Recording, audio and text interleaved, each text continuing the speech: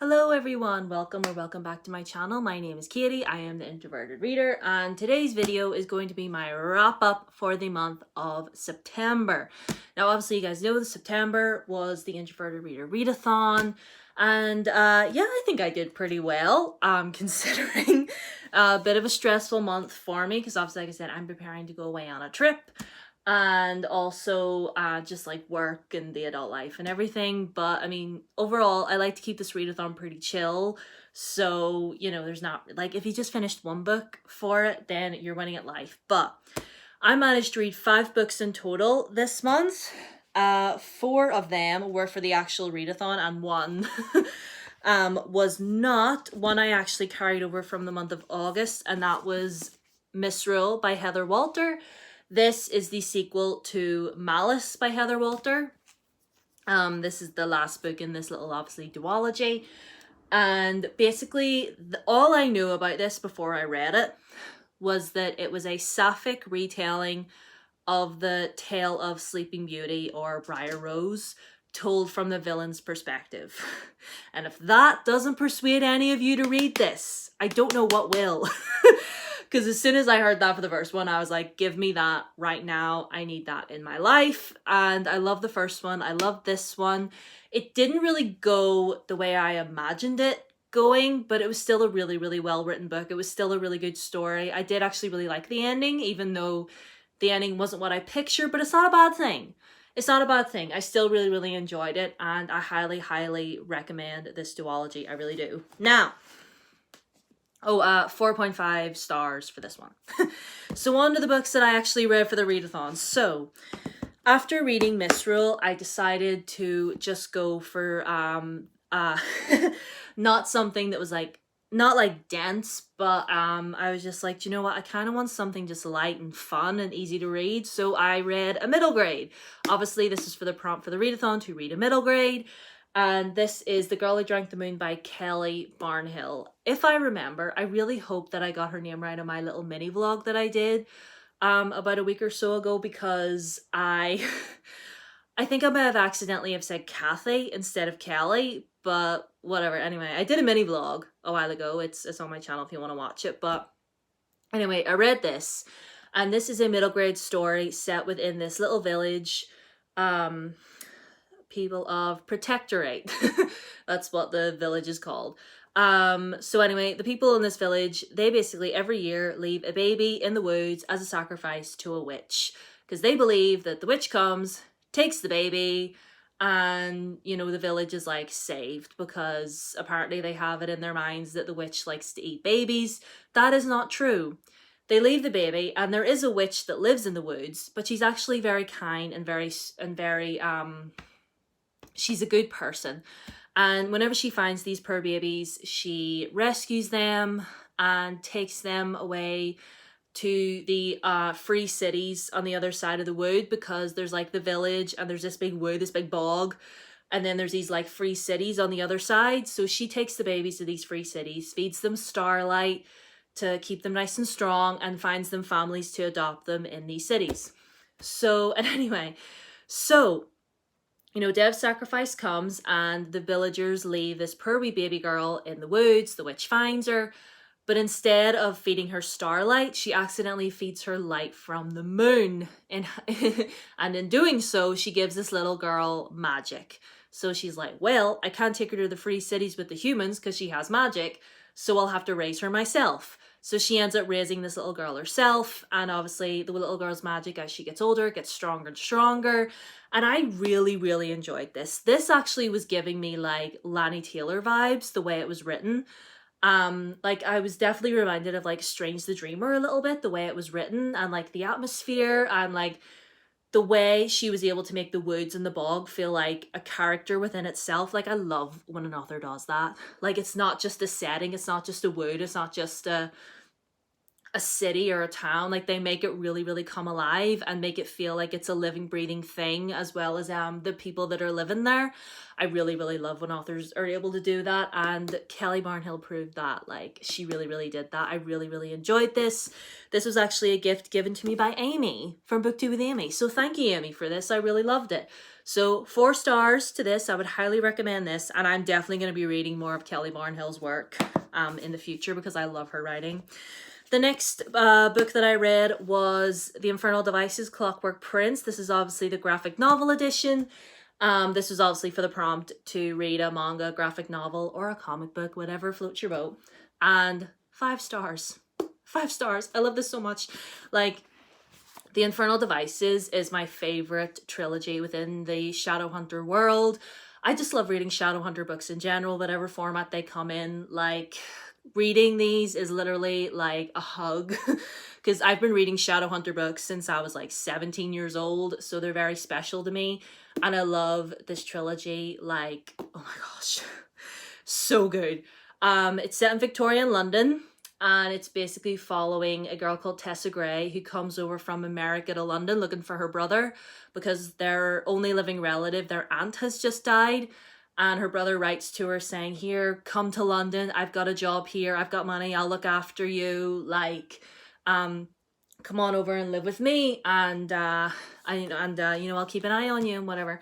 So she comes over. Then she gets kidnapped by these 2 mysterious sisters who believe that she has like magic or some sort of ability to shapeshift. Tessa doesn't know that she has this ability. But then, you know, she ends up getting rescued by the Shadowhunters, and it goes from there.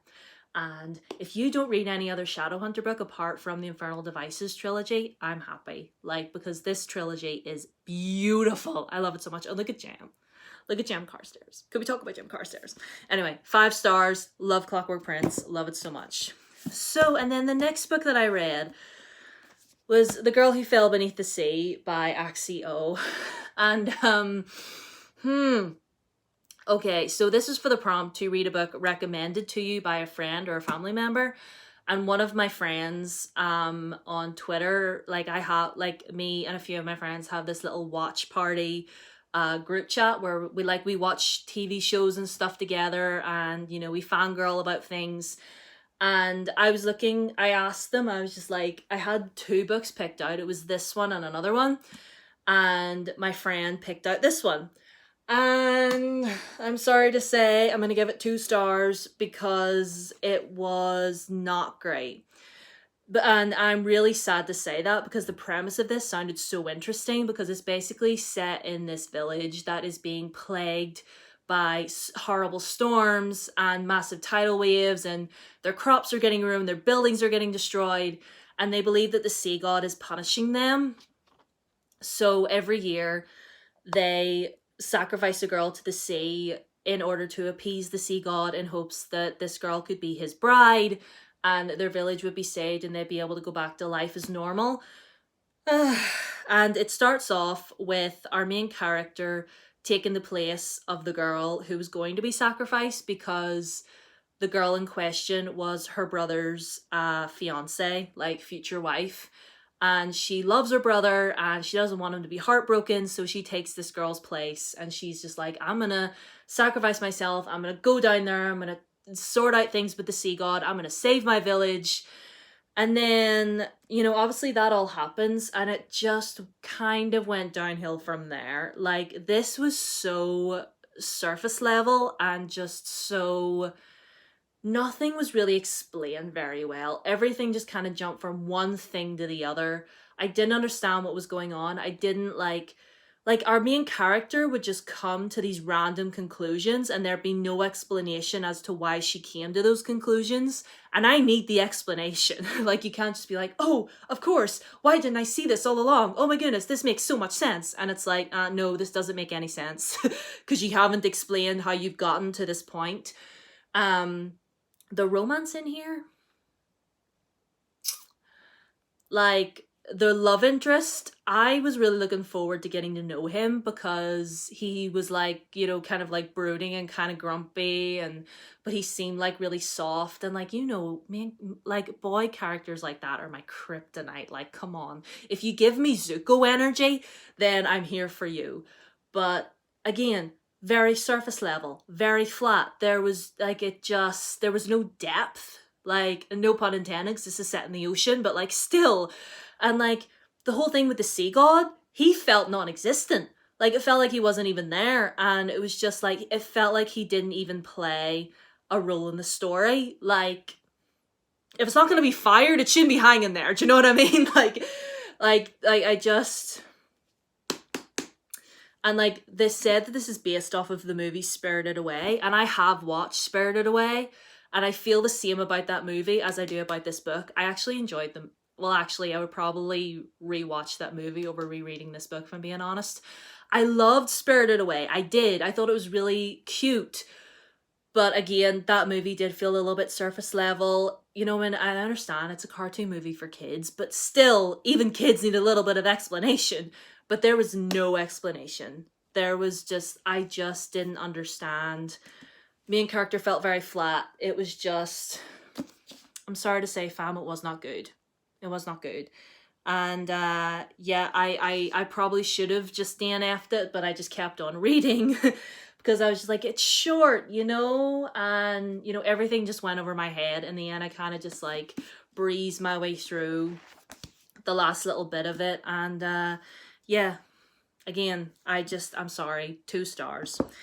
But then, the other Asian fantasy that I read, which I loved, Daughter of the Moon Goddess by Su Lin Tan. I technically finished this around the start of October, but I'm including it in this video because I finished it and it's my readathon and I can, so. Anyway, Daughter of the Moon Goddess by Su Lin Tan. This was amazing. This had depth. This had explanation. This had a character that I could root for. This had a love interest that I actually liked. Like, I was reading this and it felt like reading a C-drama in book form. And I love C-dramas. You guys know this. Like, if you follow me on Twitter or anywhere really, then you know that C-dramas are like everything to me. And it really helped that I was actually watching a C-drama along with reading this. But anyway, this book is about our main character. What is her? Let me just... Xingyin, right? So Xingyin lives with her mother, the moon goddess, up in their palace in the celestial realm. And see, but the thing is, nobody knows that she exists. And nobody can know that she exists because her mother is actually under punishment. Because what happened with her mother was that she apparently stole the elixir of immortality from the celestial emperor, and she drank it, became immortal, and basically committed a crime against the celestial realm, and now she's like literally under punishment. She can't leave her palace, and you know, and all that. And then her daughter, who's not really supposed to exist, she accidentally reveals herself, you know, because obviously she has magic. She's the daughter of a goddess, so she has magic. She accidentally reveals herself, and then her mother is like, they can't know that you're here, you will get killed, you need to go. So she ends up having to run away and hide in other parts of the celestial realm, and she actually ends up working in the palace with the celestial emperor and empress, the very people that cursed her mother in the first place. And it's basically just her story of trying to like free her mother and free herself and like get back home. And I love this. I love this so much. Like, I was rooting for our girl all the way through this. It is so beautifully written. She does not allow anyone to get in her way of whatever it is that she needs to do. Like, she's fully prepared to do anything she can to gain her mother's freedom. She doesn't let anybody bully her. She's so strong. And I loved it. I love this so much. And again, it was like reading a C-drama in book form. Can it be over the top and cheesy? Yeah, but did I care? No. Like, I had such a great time, and I really love the romance in here. I loved it. Like, the two of them are so cute. And I obviously was watching a romantic C-drama along with reading this, which definitely enhanced the experience. Again, I love this. Loved it so much. I'm so excited to read the sequel. I think the sequel to this comes out in November. Heart of the Sun Warrior, I believe it's called. And I'm so excited. Like, I highly recommend this book. It's so good. And by the by, if you ever want me to do a video about all the C-dramas that I've watched, and just, yeah, like what ones I liked and what ones I would recommend to you, or if you know of any that you've watched over, you know, whatever time, then let me know. Like, recommend me some. I would love that. So we have a mixture here. I mean, there was really only one dud, and that was Girl Who Fell Beneath the Sea, which, if that was a book that you really enjoyed, I'm not going to rain on your parade, but for me, it fell flat. So these are all the books that I read in the month of September. I hope you all had a good reading month. Cozy story time will be coming back after I come home from my trip, so be ready for that. Follow me on Twitter, follow me on Instagram, subscribe if you haven't already, ring the bell, like the video, leave a comment, do all the things. And yeah, let me know, did you get any new favorite books this month? Did you discover any new favorites? Were there any flops? Yeah, let me know, and I'll see you guys in my next video. Bye.